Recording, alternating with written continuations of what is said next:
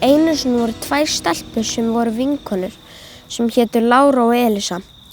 Dag einn sáu þær stóra og drungalega blokk. Þær fóru inn í blokkina og heyrðu þar drungaleg hljóð.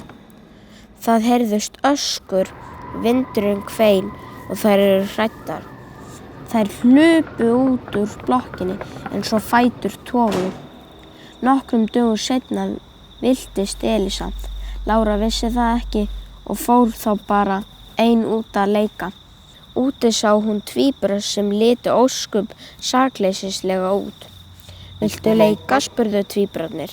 Já, sagði Lára og spurði, hvað eigum við að gera? Nennirðu í Drebo? Spurðu tvíburarnir. Hvernig virkar Drebo? Spurði Lára. Tvíburarnir sögðu henni að hann virkaði næstum eins og eltingaleikur, en þegar einhver nær þér þá dyrðu í alvörunni, ekki bara svona eins og í skotbolta. Ókei, ég skal vera með, sagði Lára. Hún hafði alltaf verið djörf stelpa. Panta ver hann, sögðu tvíburarnir báðir í einu. Þannig að báðir tvíburarnir byrjaði að elta Láru. Allt í einu hvarf Lára því hún hafði falið sig og Elísa birti staðinn í leikinn eins og fyrir einhverja töfra. Tvíburarnir náði Elísu og hún dó.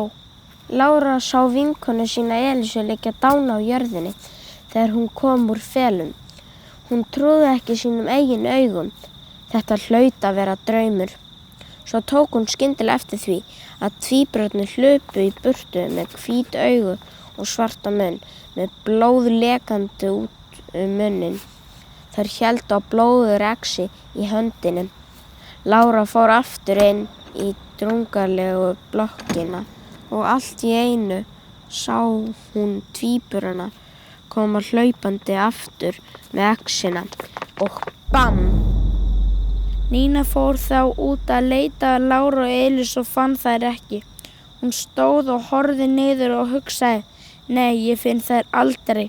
Þá sá hún Láru liggja dána á jörðinni rétt hjá sér og hugsaði, eins og Lára, þetta er örugglega bara draumur.